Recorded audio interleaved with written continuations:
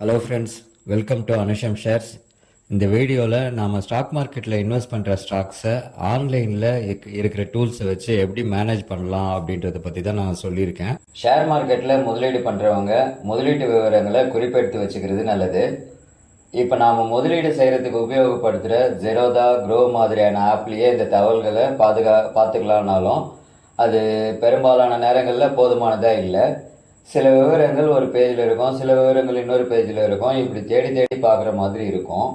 இந்த தேவையை நிறைவேற்றுற விதமாக ஆன்லைனில் நிறைய வெப்சைட்ஸ் இருக்குது. பெரும்பாலும் இது இலவசமாகவே கிடைக்குது.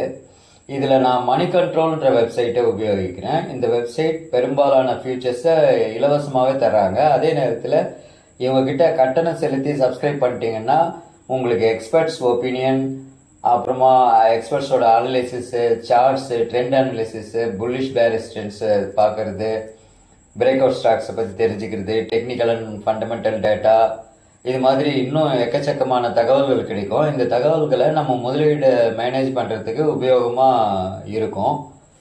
நீங்கள் டிவியில் மியூச்சுவல் ஃபண்ட்ஸ் அட்வர்டைஸ்மெண்ட் வரும்போது இதை பார்த்துருப்பீங்க. அதாவது மியூச்சுவல் ஃபண்ட் முதலீடுகள் சந்தை அபாயத்திற்குட்பட்டது, திட்டம் சார்ந்த ஆவணங்களை கவனமாக படிக்கும்னு சொல்லுவாங்க. இதுதான் நாம் கவனத்தில் எடுத்துக்க வேண்டிய விஷயம். அதுக்காக தான் இந்த வீடியோ. பங்கு சந்தைன்றது எப்பவும் ரிஸ்கான ஒரு ஏரியா. எங்கே ரிஸ்க் அதிகமாக இருக்கும் அங்கே தான் ரிவார்டும் அதிகமாக இருக்கும்.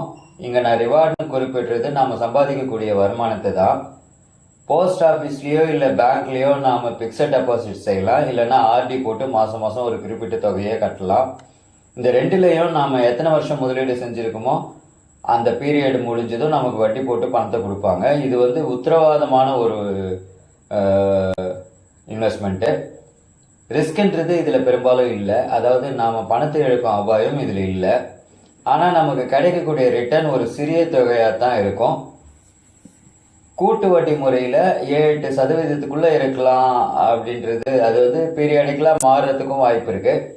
ஆனால் பங்கு சந்தையை எடுத்துட்டிங்கன்னா இது அப்படியே தலைகீழே மாறும். அதாவது இங்கே ரிஸ்க் இருக்குது. இங்கே முதலீட்டு காலம்ன்றது நம்மக்கிட்ட தான் இருக்குது. அது ஒரு நாளாவோ, ஒரு வாரமாவோ, ஒரு மாதமாவோ, இல்லைன்னா ஒரு வருஷமாவோ கூட இருக்கலாம். அதே நேரத்தில் நாம் போட்ட பணத்தை எப்போ வேணுமோ அப்போ எடுத்துக்கலாம். இன்றைக்கி போட்டு மறுநாளே வேணும்னாலும் எடுத்துக்கலாம். இந்த முதலீட்டுக்கான வருமானன்றது ஃபிக்ஸட் டெபாசிட்டை விட அதிகம். ஆனால் ரிஸ்க். நாம் போட்ட பணம் ஜீரோவாக கூட மாற வாய்ப்பு இருக்கு. இந்த ரிஸ்க் மேனேஜ் பண்ணுறது ஒவ்வொரு முதலீட்டாளரும் கடைப்பிடிக்க வேண்டிய மிக முக்கியமான விஷயத்தில் ஒன்று. அதுக்கு தேவையான ஒரு டூல் தான் இந்த வெப்சைட். இதை உங்களுக்கு எளிமையாக புரிய வைக்கணுன்றதுக்காக நான் ஒரே வீடியோவாக பண்ணாமல் சில பகுதிகளாக பிரித்து தரலான்னு இருக்கேன். நான் 2008 முதலீடு செஞ்சுட்டு இருக்கேன். என்னோட அனுபவங்களை உங்களோட பகிர்ந்துக்கிறதுல ரொம்ப மகிழ்ச்சியாக இருக்கு. உங்களோட ஆதரவு எனக்கு ரொம்ப முக்கியம். வீடியோ பற்றின நிறைய குறிகளை கமெண்ட்டில் சொல்லுங்கள். அடுத்த வீடியோவில் சந்தி